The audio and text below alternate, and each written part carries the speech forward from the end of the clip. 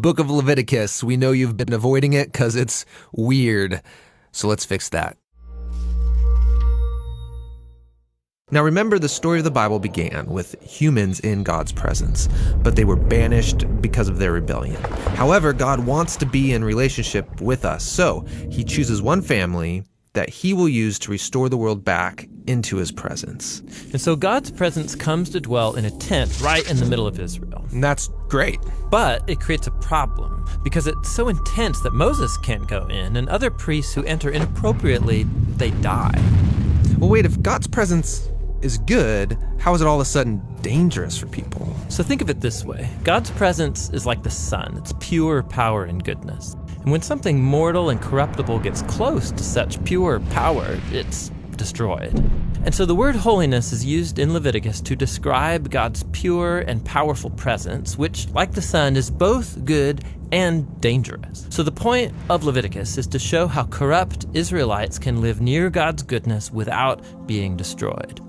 Now, in the book, there are 3 ways for how this is all going to work out, and these are going to seem strange to you, but just hang in there with us. The first one is rituals. The second is this idea of the priesthood, and the third is a bunch of purity laws. Now, the book is broken up into 7 sections, and each solution is explored in 2 sections of the book. The rituals are here, the priests are here, and the purity laws go here. Now, the first solution, rituals, involves a lot of animal sacrifices. And so Leviticus begins with detailed instructions for how to make these sacrifices. Some are ways of saying thank you to God, and others are simply ways of saying, I'm sorry. And here at the end of the book, there are some more rituals. These are about observing sacred days and festivals. They're all celebrations that retell some part of the story of how God rescued Israel and set them apart from the nations. The second solution to the holiness problem has to do with priests. You see, being directly in God's presence is really dangerous. So he appoints priests as special representatives who can go into his presence on behalf of others. So in this section, we have a story about how the priests are ordained into the priesthood. And then this other section explains the set of higher standards that the priests have to live by because they work so closely to God's presence. The third solution in the book is all about purity laws. And this is by far the hardest thing to understand. For example, in this section, we're really concerned with knowing whether you're clean or unclean. Or another way of saying that is being pure and impure. And here's what we need to know to understand this. When you're in a pure state, you can be near God's presence. When you're in an impure state, you can't.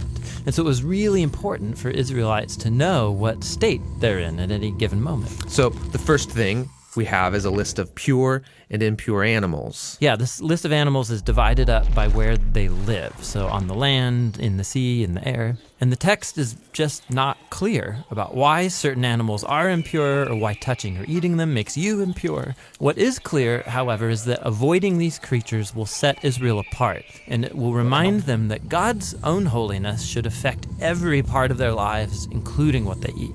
After the food laws, we get a lot of random rules about things like skin disease, touching dead bodies, what to do with bodily fluids. But they're not random. All of these are things that the Israelites associated with life and death, which are sacred things because God is the author of life.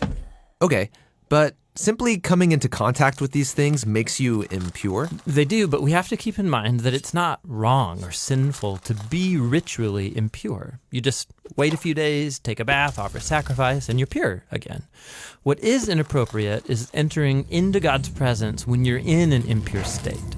Now, there's more purity laws over here in this section. Yeah, these focus on Israel's moral behavior. So these are laws about social justice, healthy relationships, having sexual integrity. Living by these laws will make Israel into a morally pure people who can live near God's presence. Those are the 3 solutions. Now, you've probably noticed that they surround the very center of this book, and it's here that we find a really important ritual called the Day of Atonement. Yeah, so Israel's a big tribe now, and odds are there's a lot of sin happening that goes unnoticed, that people are not dealing with. And so one time a year, the priests would take 2 goats, And one of those goats is killed, and its blood is carried right into God's presence where it symbolically covers or atones for Israel's sin. Yeah, that's kind of weird. Well, the meaning of the sacrifice, it's explained in the next chapter, where God says that the blood of a creature is its life. And so this goat's life is offered as a substitute. It's receiving God's punishment for Israel's sin so that the people don't have to. That leaves the second goat. Yeah, the priest puts his hands on it, and then he confesses all the sins of Israel. It's like he's placing the sins on the goat.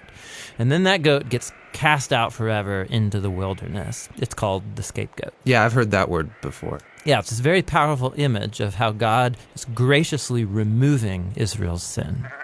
But let's be honest, sacrifices in general seem so barbaric. We have to remember that in the ancient world, sacrifices were the main way of buying favor from the gods. But the problem was that those same gods, they're unpredictable, they're fickle, you never know if they're going to ignore you or they're going to turn on you. And so it's in this cultural setting that we see Israel's God as totally different. He does get angry about human corruption, but it is never arbitrary. And he loves people. So he provides this clear way for Israel to know with confidence that they are forgiven and that despite their corruption, they are safe to live near his presence. And so that makes the book of Leviticus actually a revolutionary statement in its day. So that's Leviticus.